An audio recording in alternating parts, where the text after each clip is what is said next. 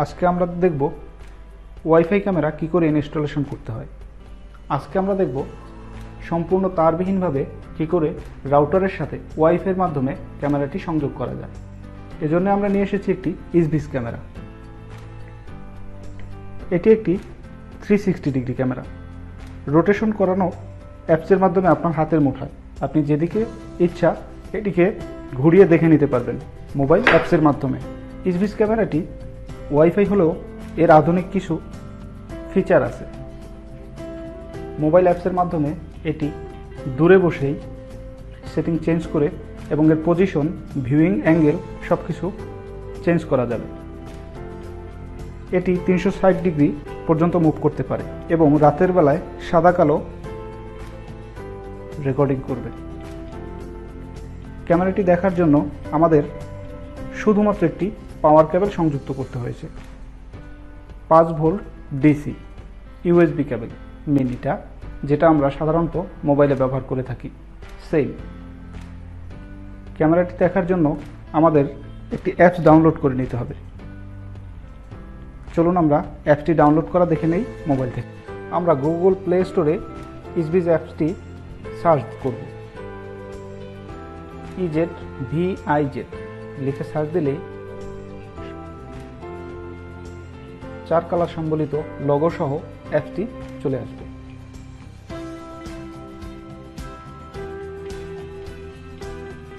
আমরা ইনস্টল করে নেব। আমার ইনস্টল করা আছে, এই জন্য অ্যাপসটি চলে এসেছে। আপনারা ইনস্টল করে নেবেন। আমি অ্যাপসটির ওপেন করেছি। অ্যাপসটি প্রথমে একটি অ্যাকাউন্ট করে নিতে বলেছে।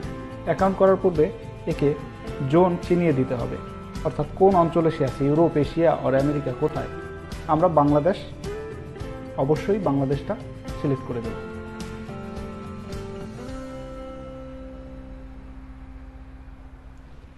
বাংলাদেশ সিলেক্ট করার পরে সে একটি ইউজার নেম চাচ্ছে।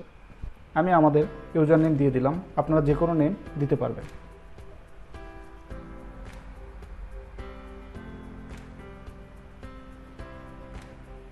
পরবর্তী স্টেপে সে একটি নাম্বার অথবা জিমেলের অ্যাড্রেস চাচ্ছে। আমি আমার মোবাইল নাম্বারটি দিয়ে দিলাম। নতুন একটি পাসওয়ার্ড দেওয়ার জন্য বলছে, তো এই পাসওয়ার্ডটা যে কোনো পাসওয়ার্ড দিতে পারি আমরা। আমি আমার মতো করে দিয়ে নিলাম, আপনারা আপনাদের মতো করে দিয়ে নেবেন। পাসওয়ার্ডটি 8 সংখ্যার হলে ভালো এবং 3 টাইপের, অর্থাৎ ক্যাপিটাল লেটার, স্মল লেটার অথবা নিউমেরিক ডিজিট, স্পেশাল সিম্বল মিলিয়ে দিবেন। আমি নাম্বারটি দেওয়ার কারণে অ্যাপসটি একটি ভেরিফিকেশন কোড পাঠিয়েছে আমার নাম্বারটিতে। আমি ভেরিফিকেশন কোডটি চেক করে বসিয়ে দিলাম। অ্যাকাউন্ট হয়ে গেছে। এখন অ্যাপসটিতে আমার অ্যাকাউন্টটি অলরেডি লগ ইন করা হয়ে গেছে। সামনে একটি প্লাস চিহ্ন দেখা যায়, যেখান থেকে ক্যামেরা অ্যাড করা পসিবল। আমি আমার ক্যামেরাটি স্ক্যান করে নিলাম। ভিউটা চলে এসেছে।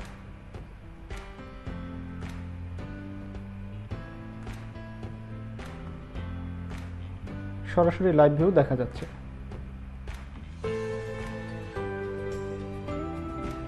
এখানে কিছু সেটিংস আছে, সেটিং মন মতো চেঞ্জ করে নেওয়া যাবে।